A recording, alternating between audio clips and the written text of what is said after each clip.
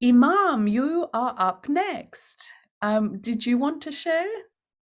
Yeah, I'll share. We have what, 10 minutes, right? You have 10 minutes. I will start my little handy timer, and if it gets close to the end, I'll just show you the my phone. Can you see my screen? We can, yes. Okay, good morning. I am in second year, and this is part of my research on convulsions and epilepsy. By trade, I work in research computing. It's academic research, working on various types of molecular biology and several types of astrophysics. So I get to talk to a lot of MDs.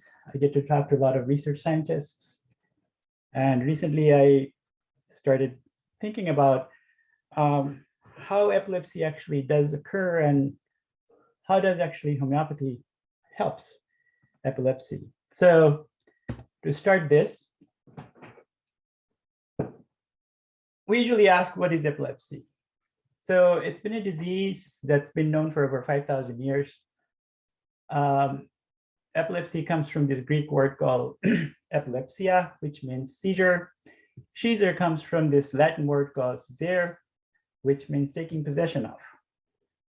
So the ancient thoughts about epilepsy was that someone has been possessed by some sort of spirit or demon.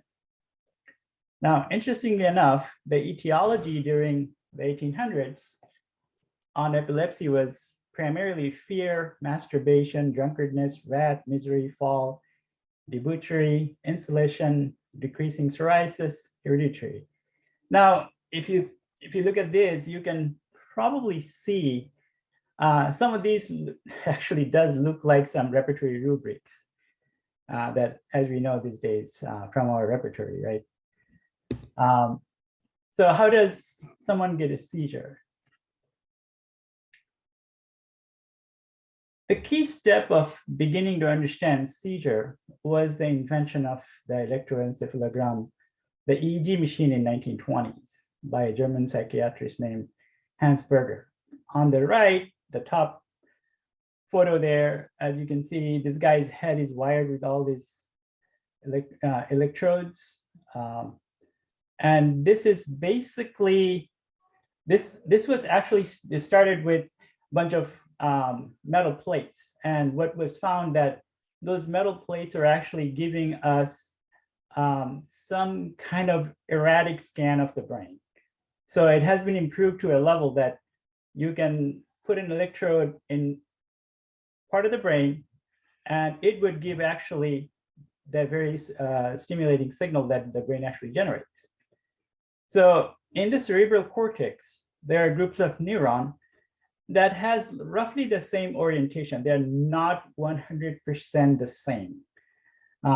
And they do have polarity.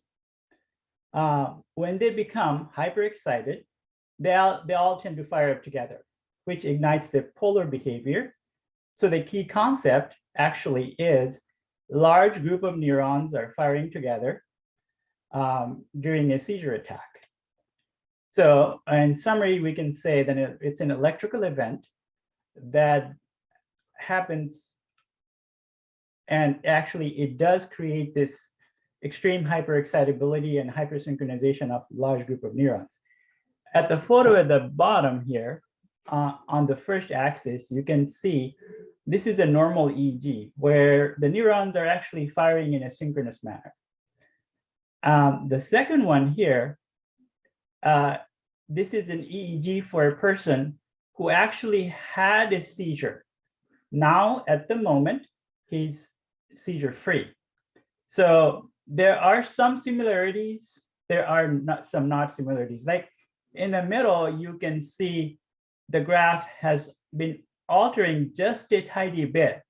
There is a propensity to actually, for the neurons to actually starting firing up. They haven't fired up yet.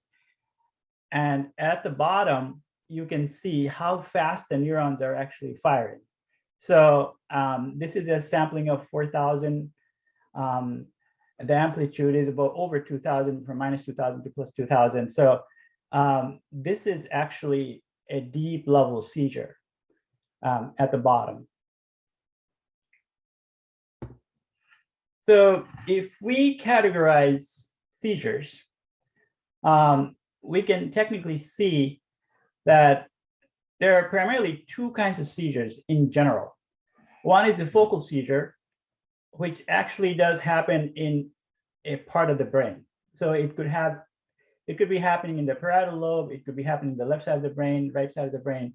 Now, in general, it's called a partial seizure. It's confined one side of the brain. Consciousness might not be impaired. Motor movements might be impacted. Sensation might be elevated or reduced. The temporal lobe seizure, which is right behind our ears, that has significant impairment capability of our consciousness. And the next category is generalized seizure. So on the picture above, you can see parts of the brain actually they're firing up together. So everyone sitting here in this Zoom call at the very second right now could have a general seizure. Any one of us could have a seizure at any point in time. It is just a trigger factor of the brain, how the neurons are actually firing up, or is there an excitable cause? So the cause of a general seizure, medicine hasn't been able to figure it out just yet. It is highly actually suspected that the thalamus in the brain has this very excitable moment that it just doesn't know how to control itself. And therefore, a general seizure could happen. You can think of it as a total network meltdown. Everything just turns off, shuts off, and all of a sudden it comes back up. And that's, the all of a sudden coming back up itself is a shock to the brain. So that is why after a generalized seizure, there has been notable instances that some people lose permanently part of their brain function. And also in a generalized seizure, consciousness is involved. Muscles get locked up. We call it tonic and or clonic states of a seizure. There are some subcategories of seizure. The petit mal seizure usually happens in kids. The myoclonic seizure, where part of the body goes completely locked up and the sub part moves, some part doesn't move. There is tonic and atonic seizures, right? So these are the subcategories. This is a document made out of 46 pages, and now I had to, pretty much summarize it up to 15 slides. So not a whole lot of stuff is here, but this is a summary. Now, the common cause of seizure, this is what medicine thinks in general. Tumors, significant brain trauma, drugs, especially recreational drugs, high and intense fever. It is very common in kids. Blinking lights. This is an interesting research that's actually going on in UCSF, Stanford, and Harvard Medical School, that in what condition blinking lights could cause a serious visual stimulation that could actually cause a seizure. And research is finding out that there are more, it has to do more with an underlying condition. Someone might have a brain tumor for years, undetected, small enough, not growing, maybe not malignant, but it's pressing in some part of the brain.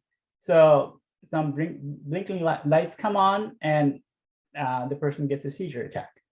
Infections, meningitis, encephalitis, long-term alcoholics get seizure for their withdrawal phase. Degenerative diseases, Alzheimer's, dementia for old people. Heredity, this is one of the greatest discoveries of medical research for seizure in the last 15 years.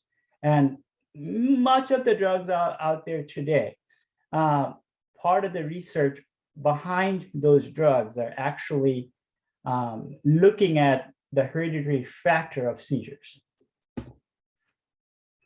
And this is our current standard treatment protocol approach from Western medicine. Identify the underlying cause, avoid precipitants, avoid triggering factors, using an anti-seizure medication. The good news is many of these anti-seizure drugs are very effective. The bad news is they have high levels of side effects. Even when the patient's not going through a seizure, that side effects usually cause layers of disease symptoms that need separate management protocol. Imam, that was your 10 minutes. Oh, really? Yes, I did show. I'm not sure if everyone sees, but I'm trying to put up my phone when we have 1 minute left so you can see. Okay. So,